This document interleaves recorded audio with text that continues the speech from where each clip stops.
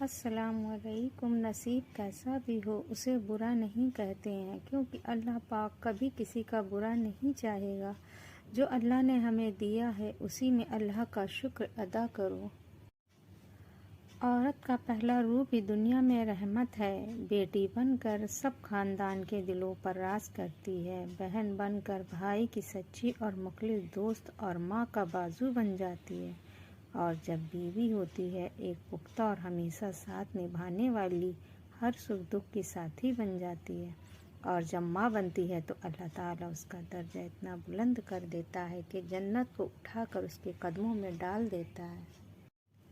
اسلام میں عورت کا کیا مقام ہوتا ہے؟ اسلام میں عورت کا مقام ہے، جب بیٹی ہوتی ہے تو باپ کے لیے جنت کا دروازہ کھلواتی ہے، اور جب بیوی بنتی ہے تو اپنے شوہر کا آدھا دین مکمل کرواتی ہے، اور جب ماں کے درجے پر فائز ہوتی ہے تو جنت اس کے قدموں تلے رکھ دی جاتی ہے۔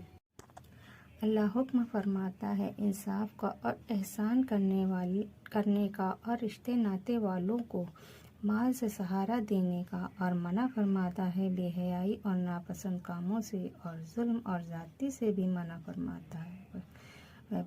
وہ تم کو نصیحت کرتا ہے، امید ہے کہ تم یاد رکھو۔ سچی بات، ایک شخص غصے کا بہت تیز تھا۔ ایک عالم نے اسے مشورہ دیا، جب غصہ آئے تو جنگل جا کر درخت میں کیل ٹھوکنا۔ اس نے ایسا ہی کیا۔ آخر ایک دن اس کا غصہ ختم ہو گیا۔ اس نے عالم کو بتایا۔ عالم نے کہا، اب اس درخت سے وہ ساری کیلیں نکال لو۔ آدمی نے کیلیں نکال لی، لیکن درخت میں سوراخ ہو گئے۔ عالم نے کہا، یہ وہ سوراخ ہیں جو تم غصے کی حالت میں لوگوں کے دلوں میں کرتے تھے۔ دعائیں پیسہ کمائیں نہ کمائیں، دعائیں ضرور کمائیں، اسے جھوپڑی میں بھی محل والا سکون ملے گا۔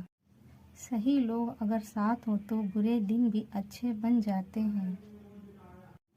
جب ناراضگی کسی خاص سے ہوتی ہے تب انسان چلاتا نہیں، رو دیتا ہے۔ جو عورت اپنی زندگی میں خود سے زیادہ دوسروں کی فکر کرتی ہے، اکثر اسی کی فکر کرنے والا کوئی نہیں ہوتا۔ مرنے کے بعد کی گئی تعریف اور دل دکھانے کے بعد مانگی گئی معافی دونوں کا کوئی مطلب نہیں ہوتا۔